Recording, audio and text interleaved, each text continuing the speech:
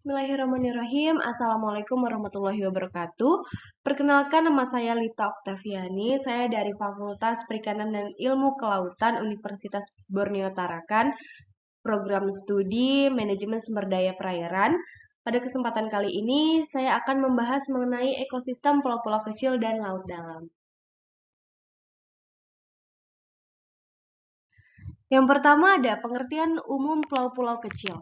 Definisi pulau-pulau kecil yang dianut secara nasional sesuai dengan Kep Menteri Kelautan dan Perikanan nomor 41 tahun 2000, Jokep Menteri Kelautan dan Perikanan nomor 67 tahun 2002 adalah pulau yang berukuran kurang atau sama dengan 10.000 km, dengan jumlah penduduk kurang atau sama dengan 200.000 jiwa.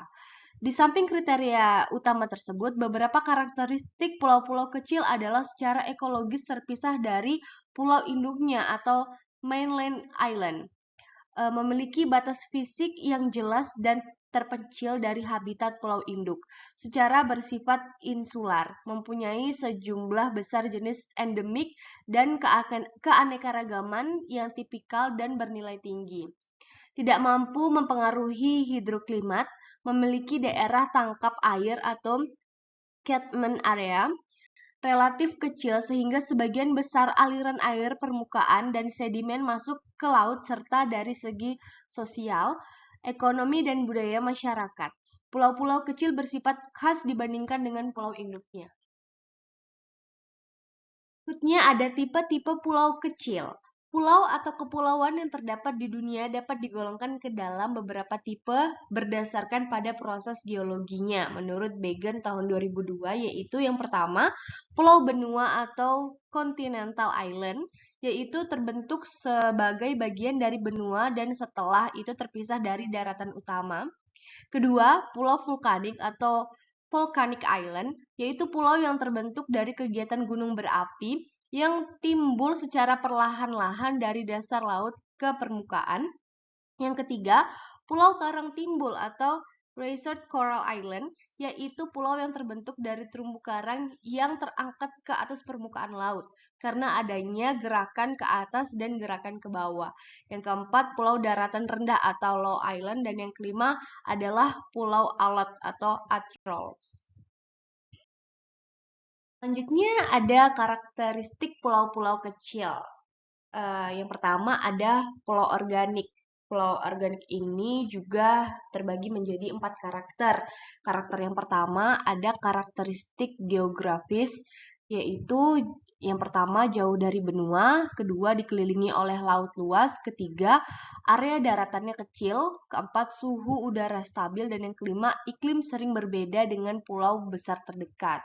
Yang kedua ada karakter geologi dari pulau organik, yaitu yang pertama umumnya karang atau vulkanik, yang kedua sedikit mineral penting, ketiga tanahnya poros atau permeable, keempat keanekaragaman hayatinya rendah, kelima pergantian spesiesnya tinggi, dan yang keenam tinggi pemijahan massal hewan laut bertulang belakang.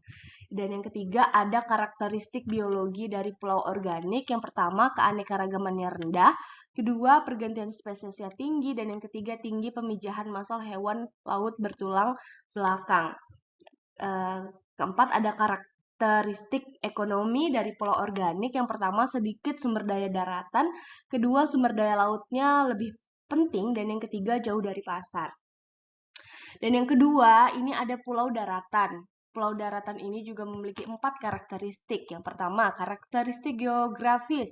Yang pertama ini ada dekat dari benua, dikelilingi sebagian oleh laut yang sempit, area daratannya besar, suhu agak bervariasi, dan iklim mirip benua terdekat.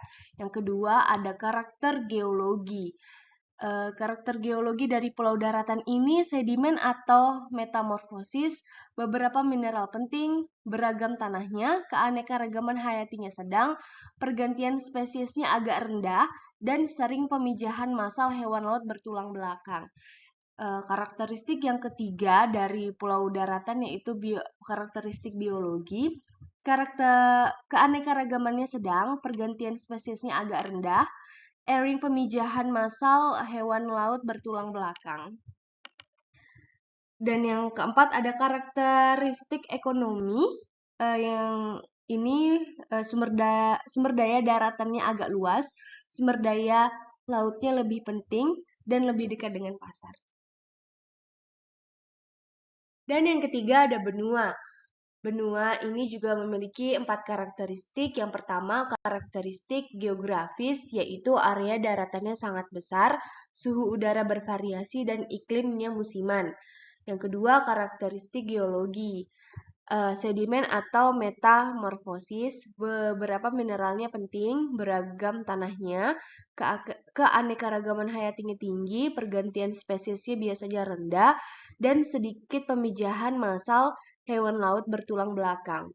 Yang ketiga ada karakteristik biologi, yaitu keanekaragaman hayatinya tinggi, pergantian spesiesnya biasanya juga rendah, dan sedikit pemijahan massal hewan laut bertulang belakang. Dan yang keempat, karakteristik ekonomi, yaitu sumber daya daratan luas, sumber daya laut sering tidak penting, dan pasar relatif mudah.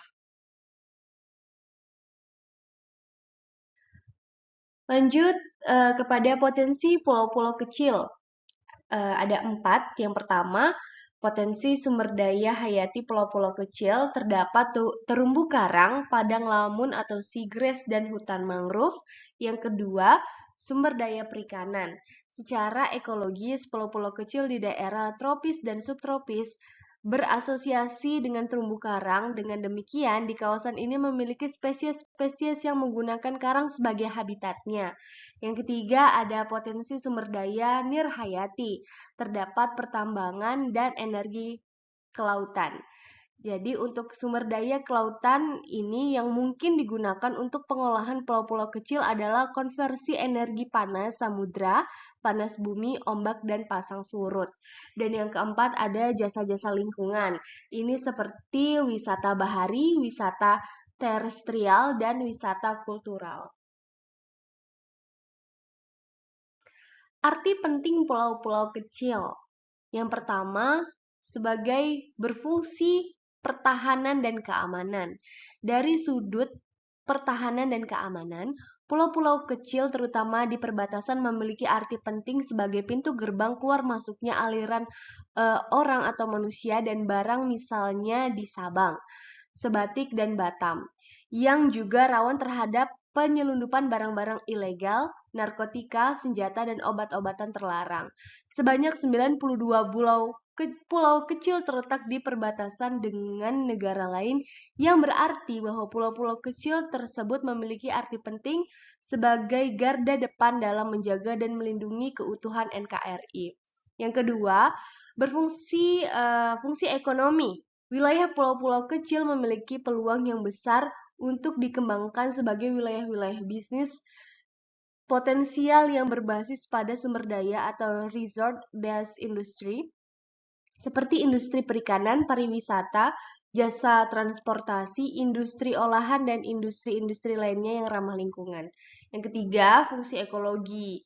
Secara ekologis, ekosistem pesisir dan laut pulau-pulau kecil berfungsi sebagai pengatur iklim global, siklus hidrologi dan biologi geokimia, penyerap limbah, sumber plasma nutfah, sumber energi alternatif, dan sistem penunjang kehidupan lainnya. Baiklah, selanjutnya kita akan membahas mengenai perairan laut dalam atau deep sea water. Yang pertama, pengertiannya yaitu deep sea water atau perairan laut dalam atau bisa juga disebut dengan DSW adalah air laut yang berada pada kedalaman lebih dari 200 meter. Air laut pada kedalaman lebih dari 200 meter ini memiliki kadar garam yang lebih rendah dibandingkan air laut di permukaan. Air laut memiliki variasi temperatur dan salinitas yang bergantung pada kedalaman. Sekitar 95% dari total volume air laut di bumi adalah deep sea water. Berikutnya ada karakteristik dari air laut dalam. Sinar matahari tidak dapat mencapai wilayah DSW atau deep sea water karena sinar matahari ini telah diserap oleh air yang berada di permukaan laut hingga beberapa meter di atas DSW. Tidak adanya sinar matahari yang sampai ke zona DSW ini mengakibatkan fotosintesis terhambat sehingga jumlah fitoplankton dalam DSW ini sangat sedikit. Keadaan lingkungan DSW tersebut mengakibatkan DSW memiliki beberapa karakteristik. Di antaranya adalah temperatur yang rendah dan stabil, jernih, tidak bersifat patogen, mengandung nutrisi yang sangat banyak dan mengandung mineral seperti magnesium, kalsium, potasium, serta mineral-mineral lain dalam jumlah banyak. Selanjutnya, ada potensi aplikasi deep sea water. Yang pertama, potensi di bidang perikanan. Ada aquaculture. Aquaculture adalah kemampuannya untuk kultivasi pada daerah dengan temperatur hangat. Ikan, kerang, rumput laut, sayuran, dan tanaman-tanaman daratan tinggi yang secara alami hanya dapat hidup di daerah dingin. Yang kedua, ada penanganan untuk ikan yang telah ditangkap. Ini berfungsi untuk mencuci ikan yang baru saja ditangkap dan juga eh, air laut dalam ini atau DSW juga dapat dibukukan untuk menjaga kesegaran ikan. Dan yang ketiga, ada peremajaan lingkungan. Pemompaan DSW ke permukaan air laut juga dapat mendistribusikan nutrisi dari DSW ke air laut di permukaan yang kurang nutrisi, sehingga produktivitas air laut di permukaan meningkat. Selain itu juga ada potensi di bidang selain di perikanan.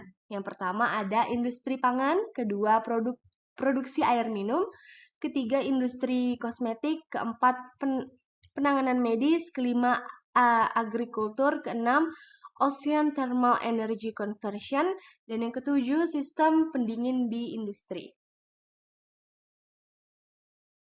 Dan yang terakhir ada pengolahan deep sea water. Secara garis besar, sistem penyedotan DSW ini dapat dibagi menjadi pipa suction, water intake, dan fasilitas berbasis pantai yang dapat memompa DSW dan mendistribusikannya ke tempat-tempat lain sesuai kebutuhan. Pipa suction memindahkan DSW dari kedalaman laut tertentu menuju ke fasilitas yang ditempatkan di pantai. Pipa yang digunakan haruslah berupa satu pipa kontinu dengan panjang yang dibutuhkan dan harus memiliki ujung kerja yang dapat bertahan di keadaan dalam laut. Water intake memiliki struktur yang dapat menjaga ujung dari pipa suction agar tetap berada di ketinggian tetap di atas dasar laut sehingga pipa tidak akan menyedot pasir atau lumpur yang berada di dasar laut tersebut. Sekian materi yang telah saya sampaikan. Semoga materi yang saya bawakan dapat bermanfaat. Kurang lebihnya mohon maaf. Saya akhiri. Wassalamualaikum warahmatullahi wabarakatuh.